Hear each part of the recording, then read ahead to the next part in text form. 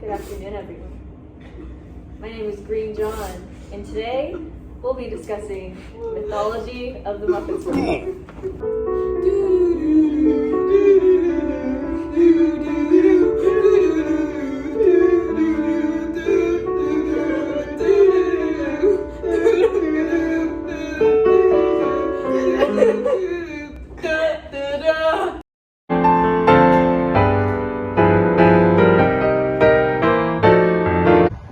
Oh, I didn't see you there.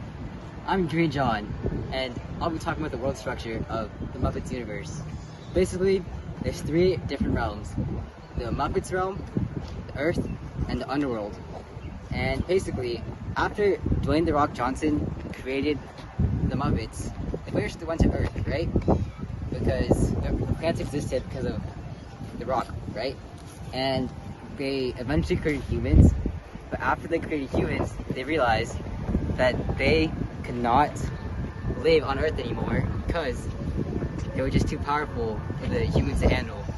So instead, they went to all the other planets and live on there because humans couldn't reach them. Like, they were just like stupid little creatures. And yeah, so then Jack Black, he lives in the underworld because he was once aired on Sesame Street, but the show didn't let him back, so he sits there collecting the souls of the underworld. I'm Green John.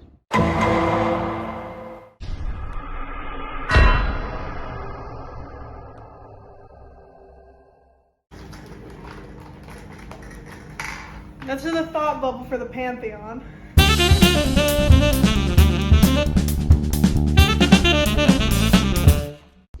So as for the structure and hierarchy of the Pantheon, Dwayne "The Rock" Johnson is technically not part of the Pantheon, but is the creator of the Muppet Pantheon. And Kermit and Miss Piggy are at the top of the Pantheon, but there are also other main gods, which are very powerful, but not as powerful as the main gods of Kermit and Mrs. Piggy. These main gods consist of Frozzie the Bear, Gonzo the Great Gonzo, Rolf the Dog, Scooter Animal, and Pepe the King Prom, and Rizzo the Rat. There are also other Pantheon gods that are strong and sometimes worshipped, but they're not as big as these main gods, and these are like 60 other different gods that I am not going to currently name.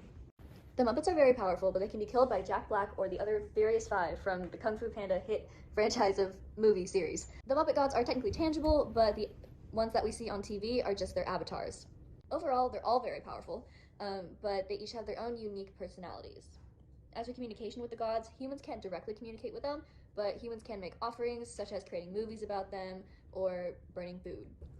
The humans of the Muppetverse would appease the Muppet gods by creating art and plays for them, similar to how the Greeks would do theater in order to appease their gods. It is very similar to the way that the humans will create shows like the Muppets to appease them.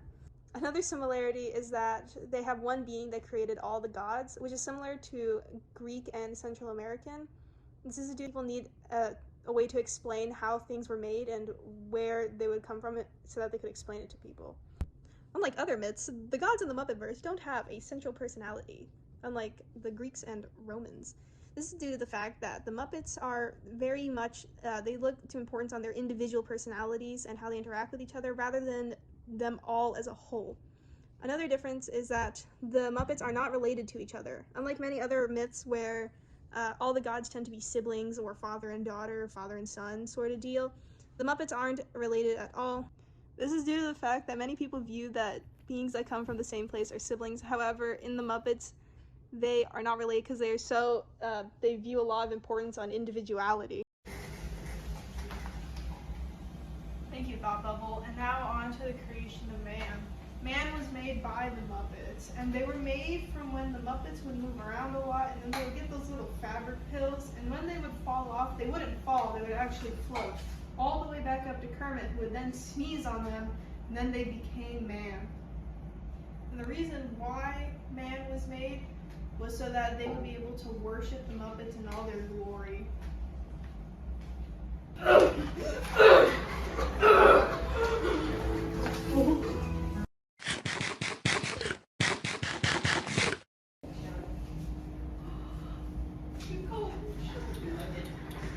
No, I'm Green John.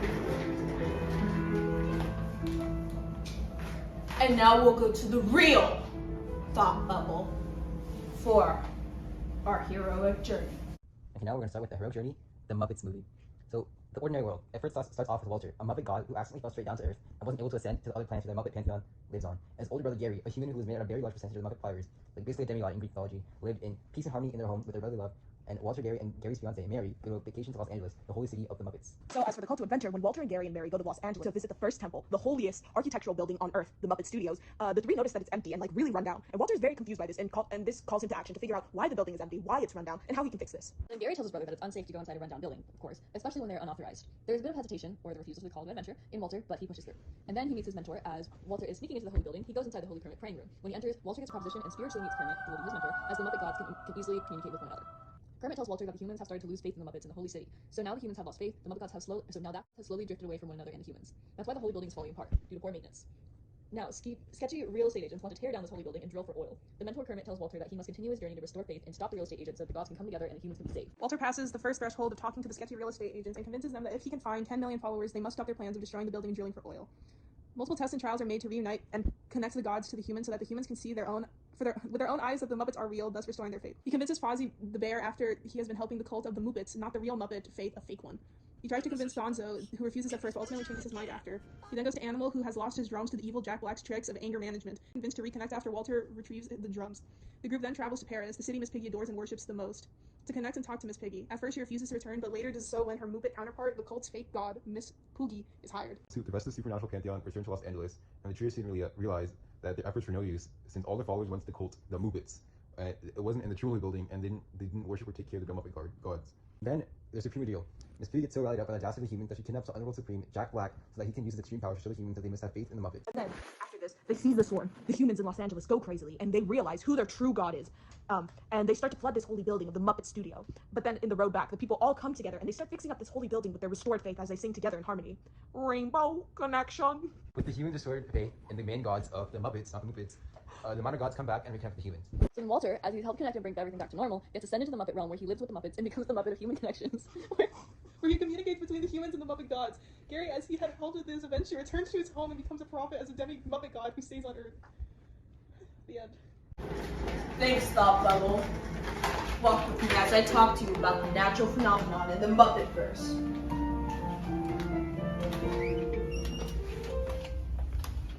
So, how are comets made? How is the natural phenomenon of comets made? Well, every like natural celestial phenomenon that happens from Dwayne the Rock Johnson. So, after Dwayne the Rock Johnson became Dwayne Douglas Johnson, after his dog died, he became so lonely that he started singing, "Am I a man? Or am I a Muppet? Am I a Muppet?" And he starts singing so loud, and he starts like dancing, and he does this figurative dance while he does like wrestling, and it's like so cool, and he's like so majestic that he starts sweating, and these sweats fall down his face. And as these sweat balls fall down its face, it turns into rocks and fall into Earth, and as it's falling into Earth, that's how comets are seen. Every time you see a comet, it's a sweat from Dwayne the Rock Johnson. And as those comets actually come down, they actually turn into Muppets, which are our gods, the Muppet gods. And so now you're wondering, can natural phenomenons on Earth? All natural phenomenons on Earth are made by the Muppet gods. However, natural phenomenons that happens in Earth cannot turn into Muppet gods because Muppet gods are above that. However, Muppet gods can turn into, Muppet gods can turn into natural phenomenons, such as Pepe the King Prawn, who can turn into a shrimp, who then controls oceans, and like also Pepe the King Prawn can turn into gold, and every time one of its hairs falls off, it turns into the natural phenomenon of gold. It turns into a gold chain every time a hair falls off whenever he's in his gold form. Along with this, there's this one Muppet, the animal god, who's in charge of creating lightning, who goes apeshit and he starts banging on his drums, and then thunder. Oh!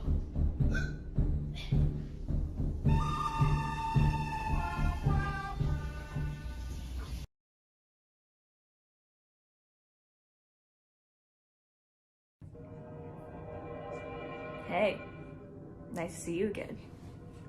guess what we're going to talk about now? The destruction of the Muppets verse. And yes, there is an end to the world, even as perfect as it may seem. And guess who did it? Jack Black. You see, it all started when Jack Black was invited onto Sesame Street to guest star on an episode. He loved it there. He followed Elmo everywhere that he went. He walked every inch of Sesame Street over and over again. And he thought that he had a deal secured at the end of filming day. But they asked him to never return again. And so Jack Black understandably was heartbroken. So what did he do? Like the mature man he is, he turned around and said nothing.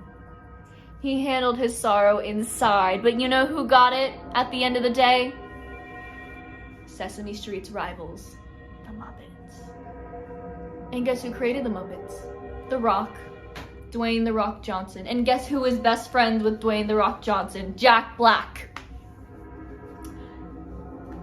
And after Jack Black went through his fit of rage and destroyed all of the Muppet gods, and all the humans died because the Muppet gods were gone, Jack Black took little 0.5 selfies with all of them and sent them to Dwayne "The Rock" Johnson. And he said, "Look at these morbid drawings I made of all your little creations. I didn't kill them." And Dwayne "The Rock" Johnson said, "Wow, you've always been my weirdest friend. Love you, Jack Black."